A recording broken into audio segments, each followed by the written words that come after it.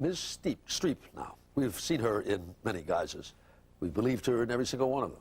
Meryl Streep is that rare sort of performer who seems actually to become another human being before your very eyes. Here's a treat, though. With Harry Smith, come watch Meryl Streep turn before your very eyes into Meryl Streep.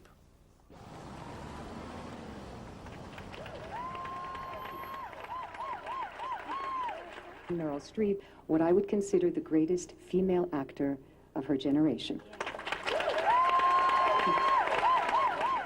The Telluride Film Festival paid tribute this month to a woman whose peak performances are as glorious as the Rocky Mountains. To acknowledge Meryl Streep as a great actress is no stretch. Oh, I'm so happy. But that was true even before she started acting in pictures. She was a sensation at Yale Drama School, came to New York, and won acclaim from off-Broadway to Central Park and Shakespeare with Joe Papp. We interviewed her in a little theater downtown. One of the reasons we did this here, in a theater, is because I haven't been in a play in 17 years. and have you thought about it? Oh, yeah. I think about it all the time. Do you pine for it? Mm-hmm. Yeah? Mm-hmm. I really, really miss it. I do. It's a thing that I had to. It's a sacrifice that I made for my children that they have no appreciation of. Do you know what I mean? It's like, so? Plays are stupid. I mean, no, they don't say that, but they just, you know, they don't understand the attachment that I had to doing that. This is the steering committee lunch where we plan the Christmas trees. It's very important. I'm going to make chicken paillard, zucchini soup, and my heavenly It's a mom she plays in her new movie, One True Thing, a mother dedicated to serving a husband and family. Based on the novel by Anna Quinlan, One True Thing rang true for Meryl Streep. I've always wanted to do a movie about a mother that was honest about what they do, what they do to make the world wonderful. I'm home for a while. I took some time off from work. Home where? Here? Well, what about your job and your little apartment? Well, I'm going to work from here. So. Streep knows Well, don't it's a worry about it. wonderful 20 role, seconds. and oh so rare. Not to play nursemaid to me. Oh, no, that's not. Oh, I don't need it. Man, you'll hate me. I'll just make you some dinner. No, I want to stay. Older women are terrifying to everybody in the culture. So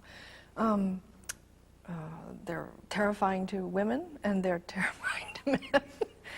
And they're of no interest whatsoever to young men and, you know, teenagers. And so it's difficult to find that niche which tells a true story about a fully dimensional woman and at the same time is screen-worthy and going to bring people in to the theater.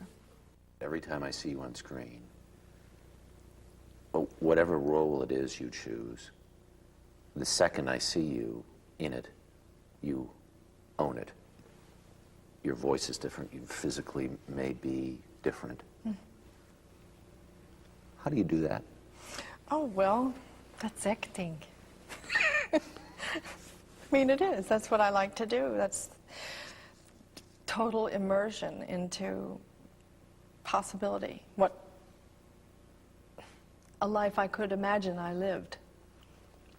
And that's infinitely interesting to me. And you can't, there's no bottom to it. I read a lot of scripts, and my heart starts to race at some point when I have when I read a character that I want to do. And so that's the recognition of a like soul or something in there that I want to say.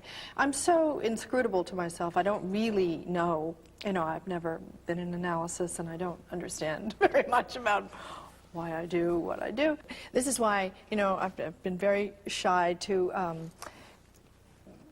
give an acting class or anything, because I don't know how to do it. And I'm always... No, I don't know how to construct it in a logical method that I could impart to someone. I think a class given by me would be something like, well, you know, you just kind of like feel it. And, you know, just trust yourself and all the stupid platitudes that, you know, don't help. A lot of it is just great, deep belief. It's just like religious faith in what you're doing. And you just believe in the character. Will you be going to the Harvest Dance this year, Miss Monday? I hardly think so at my age, Sophia. Oh, but you should. It'll be And super so with thrilling faith to in see. herself and belief in her character, Meryl Streep also appears this fall in Dancing at Lunasa. How is your wife? I no longer have a wife, Miss Monday. Oh, I hadn't heard she'd passed away. She's gone away to England. While filming Dancing at Lunasa, Meryl Streep, for the first time in her career, had doubts. She struggled with her accent and began to wonder, as they say in baseball, if she was losing her stroke. I had a real guy who was sitting there with the earphones on the set going... And I completely lost it. I had no idea, and I was really... I come home and cry. Nobody was with me, you know, everybody was home, and they didn't understand, you know. My husband said, well, what do you mean you can't do the accent? It's like, oh, Yes, God. even the consummate actress knows some frustration. But what truly irks Streep is the literal and proverbial back seat Hollywood often tries to shove women into. Our job now, ladies, is to put our heads down and to hold our hands out and work like mad for all of our girls. To put their stories and their dreams on the screen where they're important. And if to film dispel reflects the the myth that culture, it's a how good about fantasy this? for a girl to Time magazine's recent special issue on the 100 artists and entertainers of the century. Film critic Richard Schickel praises Brando, Olivier, Cagney, and Pacino, but not one woman. You know, your heart curdles if it's what you do. I would like to have had one lady mentioned, you know? Katharine Hepburn. Did she live? Did she exist? Did she act? Betty Davis, maybe? Maybe somebody. Vanessa, maybe? Or for I that think she matter, just didn't. Meryl Streep. I Her don't know, portrayals, it's too, very- leave an indelible imprint. Thank you for your concern.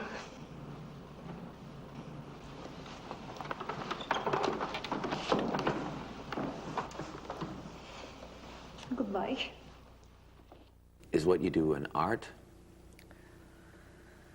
Is it a craft? Is it a job? You mean, is it highfalutin or midfalutin or a paycheck? Yeah, I don't know.